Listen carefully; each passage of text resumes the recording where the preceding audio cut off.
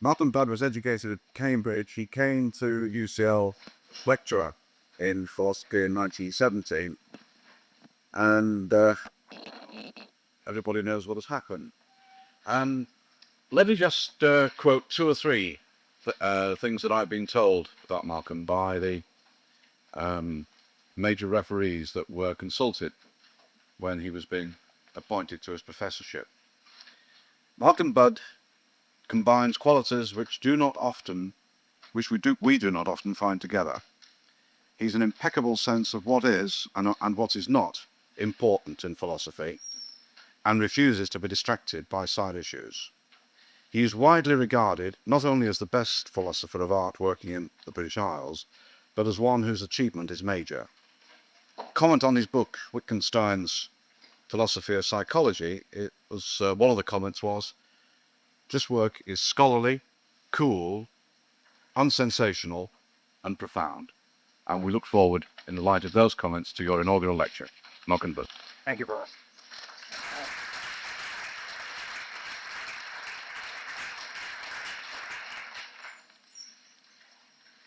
Pictures are a distinct kind of representation. It is definitive of a picture that it represents its subject by depicting it, and depiction is a form of representation different from any other. What distinguishes pictorial representation, that is to say, depiction, from non-pictorial representation? An obvious and familiar idea is that a picture is a variety of iconic representation, representing its subject by means of the properties it shares with it. These properties are visual properties, so that the distinctive mark of a picture is that it represents its subject in virtue of looking like what it depicts. But of course, no picture looks exactly like what it depicts, and many, perhaps most pictures, look very little like what they depict. So the question arises, is there a specific way in which a picture looks when it is seen as a depiction of its subject, and which is not shared with other kinds of representation? Or are pictures distinguished from non-pictorial representations on some other ground? If there is one thing that the most impressive philosophical theories of the last decades, Nelson Goodman's semiotic theory, Roger Scruton's seeing as theory, Richard Wollheim's seeing in theory, Flint Shear's natural generativity theory, Christopher Peacock's sensational property theory, Kendall Walton's make-believe seeing theory, if there is one thing that these theories are in agreement about, it is precisely the rejection of the idea that depiction should be elucidated in terms of one thing's looking like another. What I propose to do in this lecture is to develop what seems to me the only viable form of this currently heretical idea by specifying the species of likeness perception it must invoke. If this version of the idea that a picture represents its subject in virtue of looking like it is unacceptable, a theory of depiction cannot be founded on the relation looking like. It's my claim, at least. But before I present this account, I need to make three things clear. First, a theory of depiction that exploits a particular species of perception will need to specify not only the nature of the species, but also a criterion of correctness of pictorial perception, a criterion which should, I believe, be based on the history of production of the picture. I shall not, however, be concerned to determine the best form for such a criterion. Second, I propose to elucidate the perception of the pictorial content of a picture, that is, what a picture depicts. What a picture represents on the basis of its pictorial content can exceed what it depicts, and what it represents may not be a state of affairs that can be seen, as when a picture represents a man dreaming a certain scene by depicting a bubble attached to his head within which the scene is visible. Third, I shall be concerned only with what I take to be a theory of depiction, namely the concept of, in Nelson Goodman's terminology, an F representing picture, not the concept of a depiction of a particular thing, the elucidation of which I assign to the field of pictorial reference. In other words, my aim is to elucidate that concept of a picture of a woman, for example, which does not, in philosophical terminology, does not license existential generalization, so that it does not follow from the fact that something is, in this sense, a picture of a woman, that there is a woman of whom it is a picture, so that I hope that's clear. It's very often the case that a picture can be a picture of something or other, say a tree, a house, a person, without it being the case that there is some person, some house, some tree, of which this is a picture. It's that sense of picture that I'm concerned to elucidate. Okay. Now, a picture is essentially a two-dimensional representation of a three-dimensional world, in the sense that the picture's depicted scene is visible in its two-dimensional marked surface. The crucial issue is the nature of the spectator's visual awareness of the picture surface when he sees what a picture depicts. I shall assume that when the beholder sees a picture as a depiction of its subject, he is visually aware of the presence and character of a marked surface in front of him. The picture surface does not look to be three-dimensional. It does not seem to the viewer that he is actually seeing a three-dimensional state of affairs. It follows, I believe, that the only relevant sense in which a picture, seen as a depiction of its subject, can look like its subject is with respect to the two-dimensional aspect of the subject's visual appearance. But what is this conception of the two-dimensional aspect of the visual appearance of a state of affairs? In elucidating this conception, it will be helpful to make use of a distinction between what I call my visual world and my visual field. Unlike others who have drawn such a distinction, most notably the distinguished visual psychologist James J. Gibson, I propose to effect this distinction by a simple partition of the so-called representational properties of my visual experience. That is to say, intrinsic properties of my experience, in virtue of which the world is represented to me as being a certain way. I shall understand the distinction in such a way that my visual field is a proper part of my visual world, and I shall extrude depth from the visual field and assign it a place only within the complete visual world.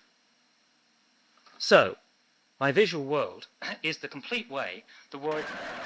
I have the solution. Go on then. There's a lot of old language. When I look at the world, I see objects spread out in a three-dimensional space. That's how the world looks to me. This is how my visual experience represents it as being. Within my field of vision, each part of any object I see is presented to me clearly, indistinctly, as having a certain intrinsic character, as lying in a certain direction from me, and being at the same distance as, or nearer or further away than, other parts. All of this is included in my present visual world. If we abstract from the apparent distance of anything I see, we are left with my present visual field. So, my visual field is just my visual world, considered in abstraction from one of its three spatial dimensions, namely, distance outwards from my points of view.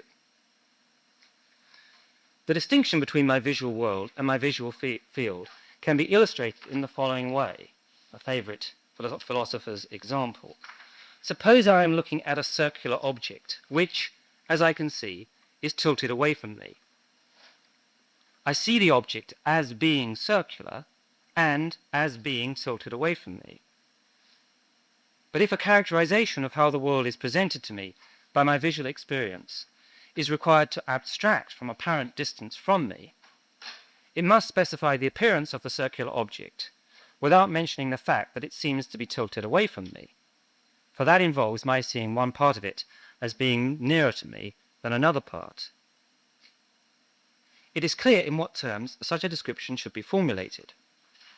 For when I look at the object, I see the points along its rim as lying in certain directions and at various relative distances from me. If I am to observe the restriction imposed by the conception of my visual field, I must omit any reference to outwards distance, and that leaves the apparent directions of the points along the rim as the form of the object in my visual field. Since these are directions in a two-dimensional space, up and down, right and left, if I were to indicate in which directions I see the points along its rim, and were to keep my hand at the same distance in front of me, then, given the way the circular tilted object looks to me, my finger would trace an elliptical path. The angle subtended at my eyes by diametrically opposed points on the rim varies in such a manner that it is greatest when the diameter is transverse to my line of sight, and least when it lies along it. It is in this sense that the circular object, which I see to be circular, looks elliptical. It would be a misunderstanding of the distinction between visual field and visual world to conclude, as has frequently been done, that whereas my visual world contains a circular object, my visual field contains a different item, one that is elliptical. The distinction is between a complete and a partial account of how my visual experience represents the world as being, not between different items that I am visually aware of when I see the world, or when I attend to my experience in a certain manner. When I see the object, I am simultaneously aware of the apparent directions and the apparent relative distances of the points along the rim. But whereas my visual world includes both factors, my visual field includes only the first. Could I have the first slide, please?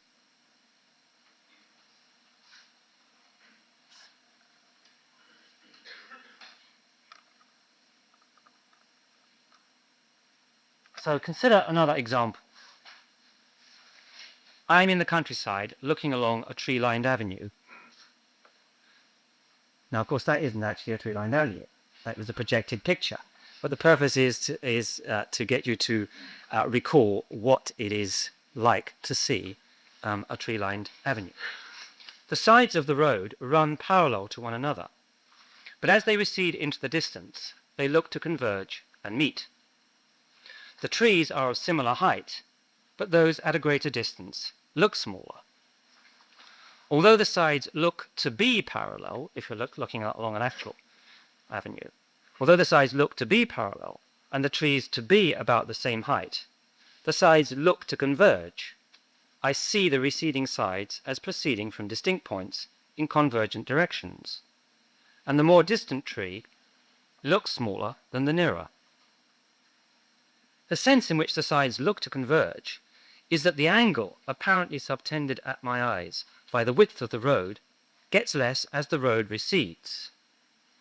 The sense in which a more distant tree looks smaller than a nearer is that the height of the first apparently subtends a smaller angle than the height of the second.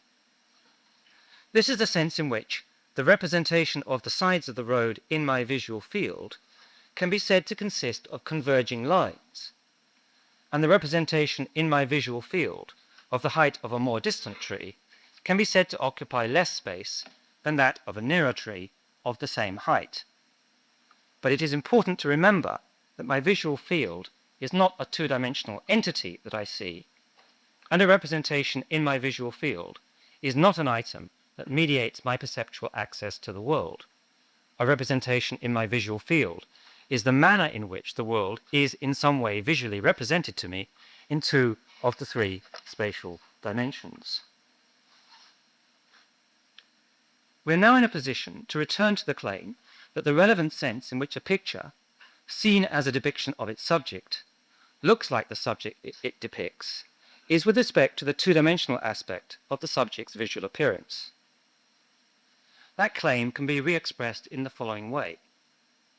A picture is seen to look like what it depicts only with respect to properties of the spectator's visual field, not those confined to his visual world. So when you look at a depiction of a scene, it is not so much your visual world as your visual field that resembles the one you would have if you were to see such a scene from a certain point of view. The plausibility of that line of thought emerges forcefully if we consider the following structure of lines. Could I have the second slide, please?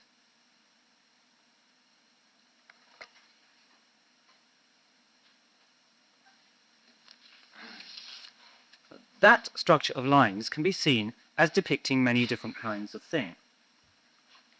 Let us suppose you see this schema of lines as a picture of, firstly, a cubical wire framework, and secondly, a transparent cubical block.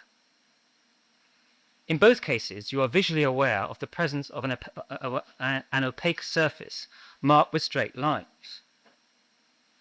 Now, if you were to be looking at a real rather than a depicted wire framework, from a similar point of view to the one from which it has been depicted in the drawing, the representation of the wires in your visual field would be isomorphic with the representation of the drawn lines in your visual field when you look at the picture.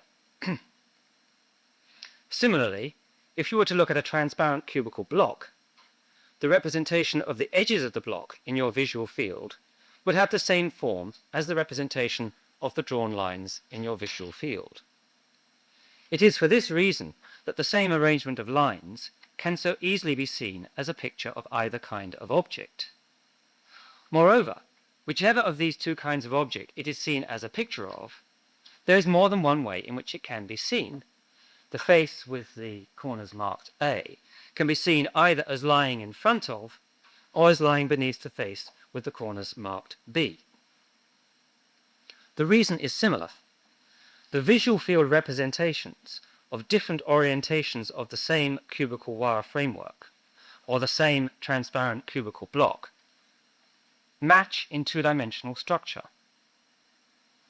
So when you look at the schematic drawing, no matter which of these kinds of picture you see it as being, your visual experience contains the same two components: a visual awareness of the lines as lying on the drawing surface, and the same representation of the lines in your visual field.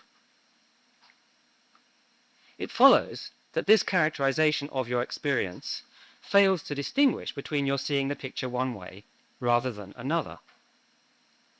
But if we reflect on a case where you switch from seeing it one way to seeing it another way, it is clear what the distinguishing feature is. What happens when you switch from seeing the schematic cube as a picture of a wire framework to seeing it as a picture of a transparent block, or a wire framework oriented differently? What happens is that what you experience your visual field representation as being isomorphic with changes. First, you see the structure of lines as being isomorphic with the visual field representation of a wire framework, and then as being isomorphic with the visual field representation of a transparent block or a differently oriented wire framework. The change does not consist in your suddenly realizing that the lines are isomorphic with the visual field representation of a transparent block or a framework with a different orientation. It doesn't consist in that you realize that they can be seen as isomorphic with it. It is a matter of your seeing the lines as looking to be isomorphic with it. If we now generalize this description of seeing a schematic drawing of a cube, we obtain the following account of pictorial perception. When you see a picture and see what it depicts, two things must be true of your visual experience. First, your experience must involve a visual awareness of the presence before you of a marked surface. Second, you must see the surface as being isomorphic with the visual field representation of the picture's subject when seen from a certain point of view, namely that from which it has been depicted. So when you see what is pictured in a surface, you see a relation between it and objects of the kind depicted, in a similar sense to that in which you hear a relation between one theme and another, when you hear one as a variation of the other. And neither in the pictorial nor the musical case is the perception of this relation merely a matter of interpretation rather than experience. For you to hear a musical passage as a variation on a certain theme, you must experience the structure of the music as being isomorphic with that of the theme, and perhaps understand the composer's intention to be to design his music so. This is what your hearing the relation with the theme consists in. For a picture, the perception of this relation is, according to the account I have sketched, an experienced isomorphism of representations in the visual field. When you see what is pictured in the marked surface, you see the structure of the surface as being isomorphic with that of the visual field of the state of affairs depicted, as you hear the resemblance between the music and the theme. And this is not just a matter of realizing that this is the case, but a visual experience, a state of consciousness possessing what Wittgenstein called genuine duration, a state with a sharp beginning and end, a state which endures continuously from one time to the other. Furthermore, just as the idea of the theme is intrinsic to the description of your experience of the music when you hear it as a variation on the theme, and an awareness of how the theme goes, a precondition of undergoing the experience, so the idea of the state of affairs depicted is intrinsic to the description of your experience of the picture surface when you see that state of affairs depicted in it, and an awareness of the look of that state of affairs is a precondition of having the experience. The significance of that last point can be brought out by considering a situation in which you are familiar with the look of one kind of thing, but have no idea what another kind of thing looks like. In fact, the two kinds of thing look just the same when seen from a certain point of view. Faced with a surface marked in such a way that the structure of its elements is isomorphic with that of the visual field representation of one or the other kinds of thing, as seen from that point of view from which they look alike, the surface will look to you to be structurally isomorphic with the visual field representation of the familiar kind of thing, but not the unfamiliar kind. The surface will put you in mind only of the look of the familiar object. Could I have the next slide, please?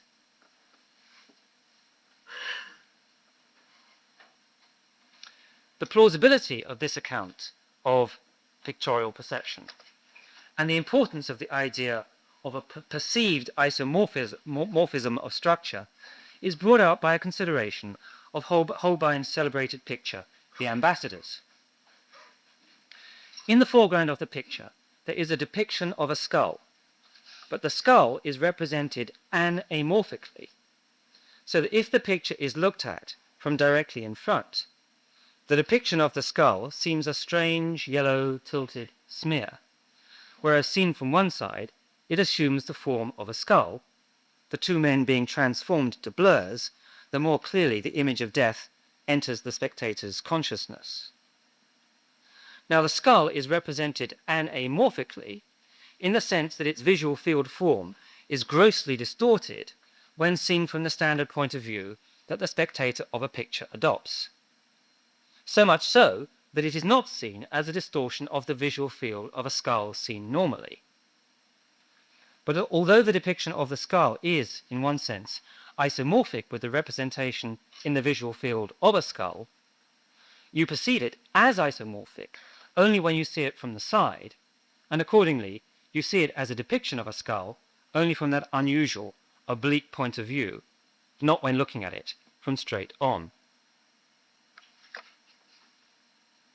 The plausibility of this account of pictorial perception is reinforced by recalling the scene in the second half of Goethe's Elective Affinities, where members of the assembled company provide entertainment by representing well-known pictures by posing in the appropriate costumes on a lighted stage. They compose tableaux vivants of tableaux morts. There are two ways in which, when the audience admires the resemblance between the stage composition and the picture it represents, the audience might see the tableau vivant. On the one hand, it might see it as looking like the scene the picture depicts. On the other, it might see it as looking like the picture. But if, and this is the interesting case, the audience sees it as looking like the picture, there is one important respect in which it will not look like the picture. It will not look as if it is a flat surface. To be struck by the tableau vivant's likeness, specifically to the picture, to see it as a representation of the picture rather than the scene the picture depicts, the audience must bracket off the perceived third dimension and see it as if it were a flat surface.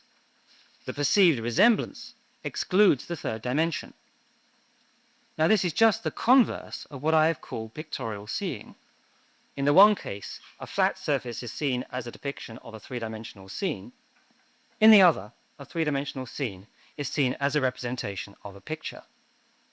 If the account I have given of seeing a tableau vivant as a representation of a picture is along the right lines, so is my account of pictorial perception. But if this account is to provide the foundation of a theory of depiction, it must be refined and developed. First, we must face up to the fact that for many, perhaps most pictures, the visual field representation of the picture surface is strikingly unlike that of the state of affairs depicted. In itself, this creates little difficulty for the proposed account. In the first place, an acknowledgement of a possible disparity between the two visual field representations is already implicit in the account. It's already implicit in the account since the isomorphism the account highlights concerns the relations between the elements of the two visual fields, which is compatible with great differences between the corresponding elements.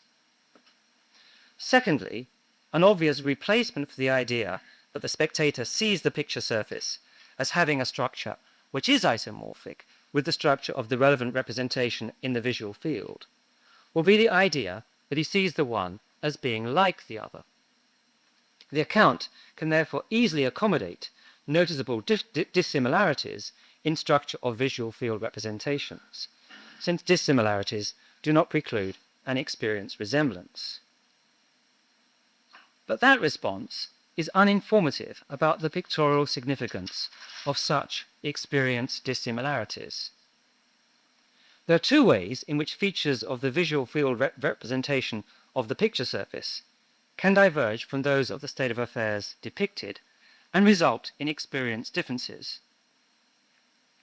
On the one hand, the visual field representation of the picture surface can, and usually does, lack features possessed by the visual field representation of what is depicted. On the other hand, it can, and often does, possess additional features. How do such differences show up in what the spectator sees depicted? Now, it would be wrong to represent the absence of features or the presence of additional features in the representation in the visual field of the picture surface as implying that the spectator sees what is depicted as lacking the absent features and as possessing the additional features. It would be wrong to think in that way because that would overlook two distinctions.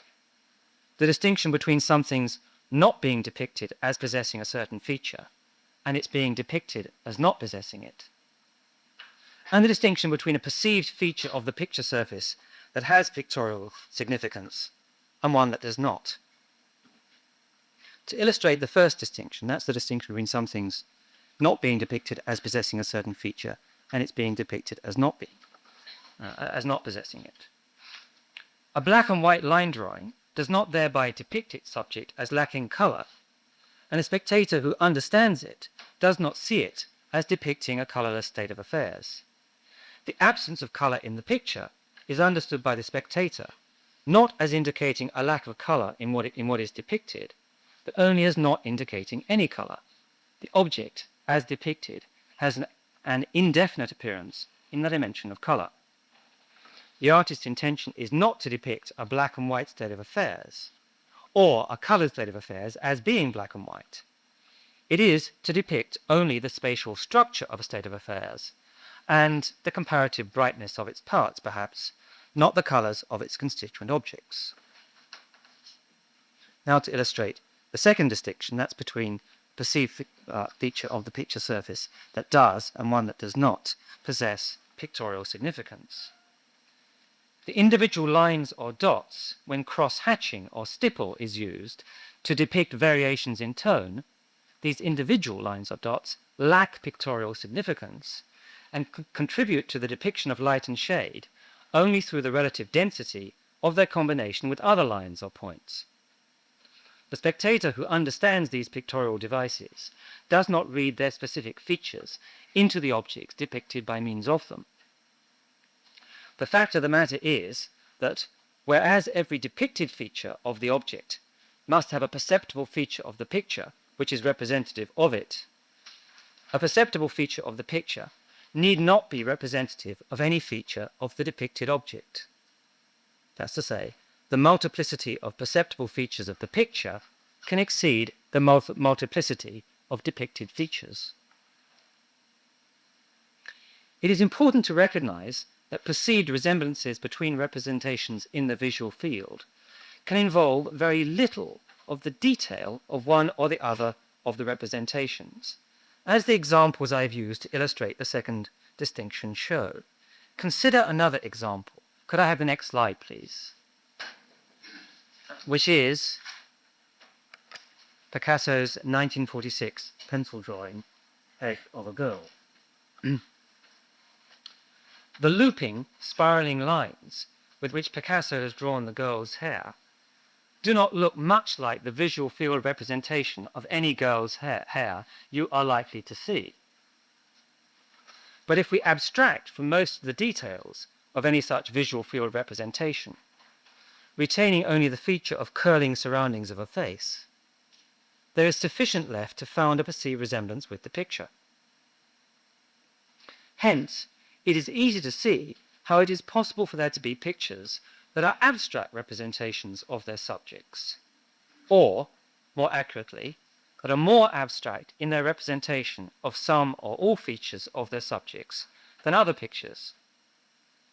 Schematic depictions of objects do not depict their object structure in detail and usually omit such features as the play of light.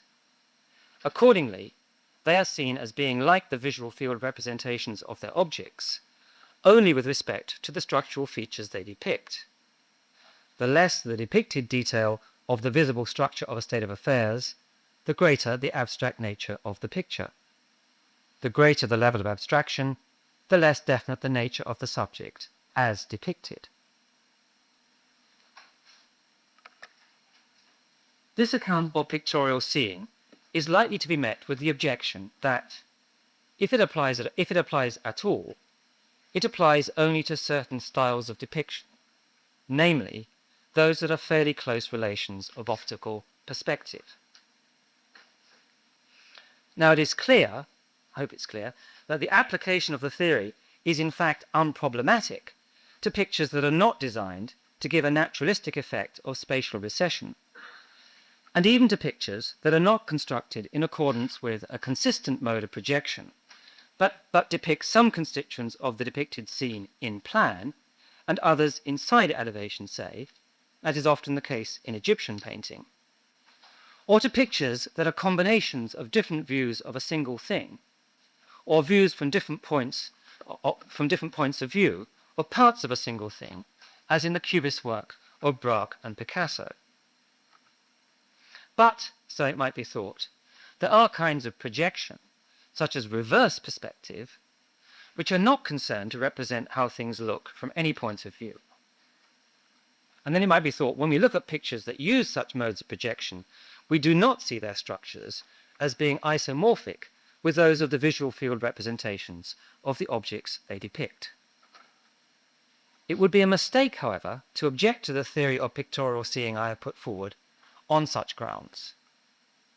For the objection relies on a failure to distinguish between seeing a picture as a depiction of an object which has a certain form, and seeing a picture as a depiction of an object which is depicted as having that form.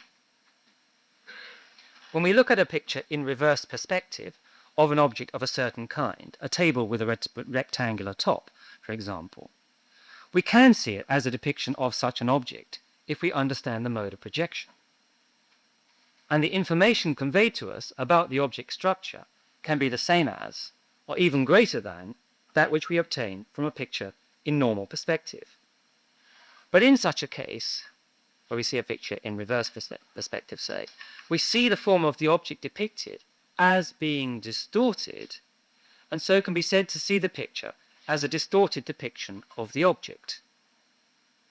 A picture that is, in this sense, a distorted depiction of an object of a certain kind is not an undistorted depiction of a misshapen object of that kind, even though a picture of one sort could look exactly like, and so be mistaken for, a picture of the other sort.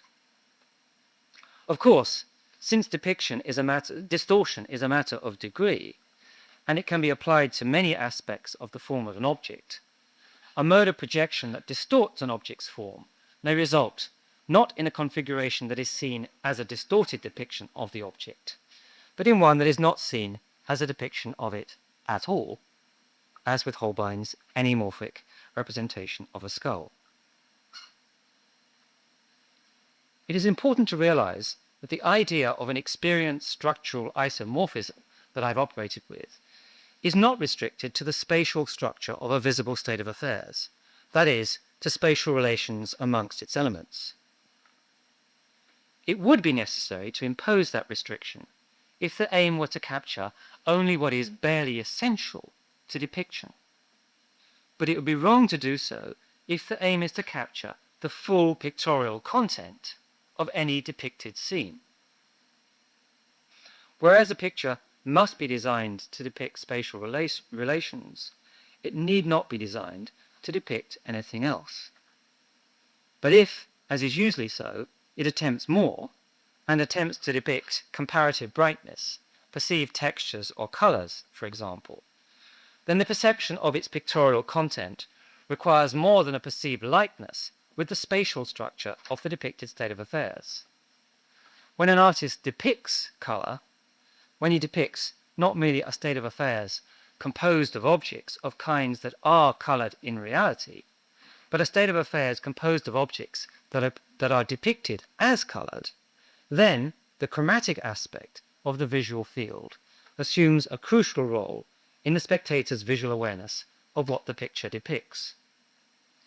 In such a case, the objects in the depicted state of affairs are seen as looking colored according as their representatives in the picture surface are seen as colored, so that there is not only an experienced isomorphism of spatial relations, but a correspondence of perceived color.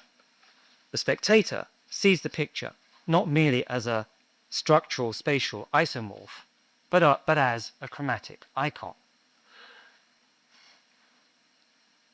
Now, a theory of depiction is incomplete without an account of naturalistic depiction. And it is a virtue of the theory I have developed that, as I shall now show, it yields so easily a plausible account of naturalism. But the word naturalism, used to describe manners of depiction, is ambiguous, and a picture that is naturalistic in one sense may not be so in another.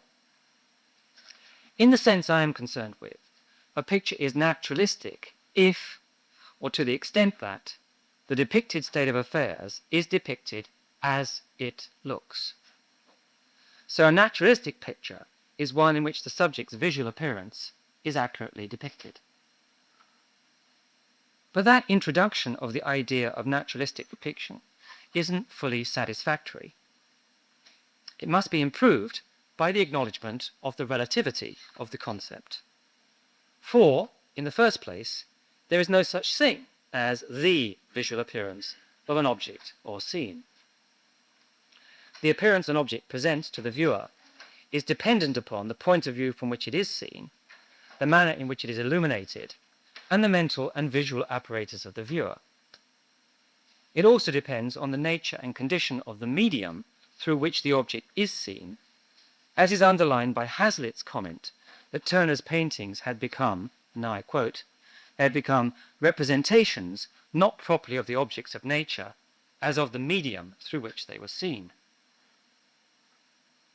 Furthermore, an object's appearance is affected by how the viewer focuses his eyes, the distribution of his attention, and the conscious or unconscious way in which he scans the environment.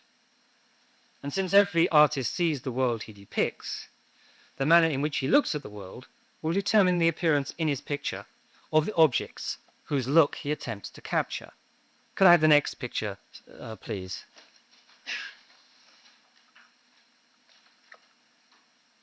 No.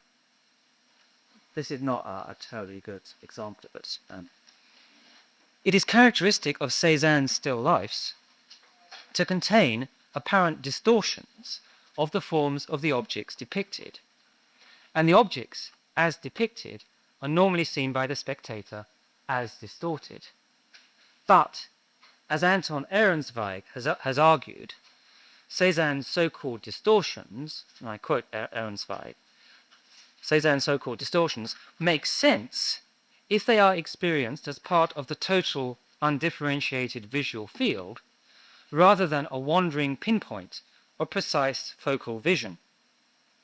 Peripheral vision that fills far the greater part of the field of vision can easily distort the stable gestalt shapes of our ordinary awareness, much in the way in which Cézanne made his apples bulge and his tabletops topple and fractured the edges of a table.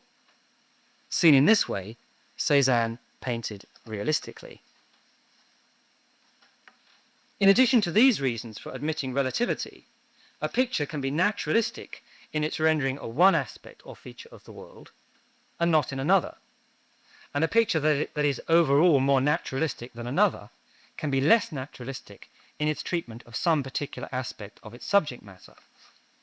The use by Western artists of chiaroscuro and linear perspective to give the very similitude of solidity and in natural objects and their recession in space, that makes their pictures in these respects more naturalistic depictions of the visual world than the work of, say, Japanese artists. Our judgments about the naturalism of pictures should be, therefore, not just comparative, but relative to specific features of the world, which are either not depicted or depicted more or less accurately. So, given this understanding of naturalism, what account should be given of the experience of seeing a picture as a naturalistic depiction? Well, I have elucidated the experience of seeing what a picture depicts in terms of a perceived resemblance between the structures of two visual fields. The structure of the elements, drawn lines for example, in one visual field, is seen as looking like the structure of the elements, edges say, in another visual field. Now the points of experience resemblance between the one or the other can be more or less numerous. For a schematic picture they will be few, and for a more detailed picture, many.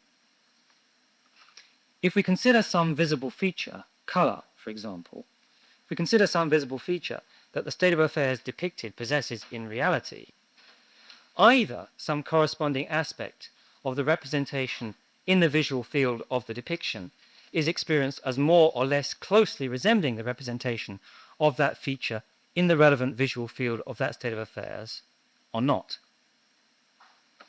If the spectator is aware of the appearance of that feature in the state of affairs, to the degree that there is an experience match, to that degree the spectator experiences the picture as depicting that feature naturalistically. This account applies to all features of the representation of the state of affairs in the visual field, and this includes distance cues, such as aerial perspective. But it does not apply to represented distance itself, which belongs not to the visual field, but to the visual world. I believe that this is the point at which the idea of an imagined visual awareness of the third dimension should be introduced. A spectator experiences a picture that accurately depicts the spatial relations obtaining in a state of affairs.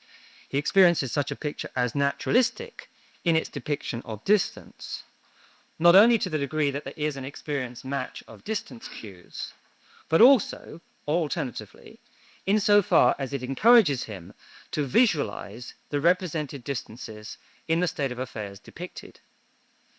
The more vividly the spectator imagines the missing third dimension, the more intensely naturalistic he finds the picture's depiction of distance. The greater sense of distance that some pictures give us arises from their strongly encouraging us to reverse in our imagination the activity of the artist. overcoming the loss of the third dimension intrinsic to a two-dimensional pictorial representation by its imagined reconstruction beyond, and perhaps also in front of, the plane of the picture. The imaginative projection of the third dimension into the marks of the picture's surface, when strongly supported by the nature of the picture, makes the spectator's awareness of distance in the depicted state of affairs especially vivid, and in that respect enhances the picture's naturalism. So that's the theory. Now for a brief account of its merits. Why? Well, because a theory of depiction derives its support from its ability to explain salient facts about pictures and to make sense of pre-theoretical intuitions. The fact of the matter is there are many, many theories, and we need to choose between one and another. Well, the account I have developed accommodates the basic pre-theoretical intuition that a picture is designed to look like what it depicts. It accommodates that basic pre-theoretical intuition by giving this intuition a definite form. The sense in which, for a spectator who sees a picture as a depiction of a certain state of affairs, the sense in which the picture looks like what it depicts,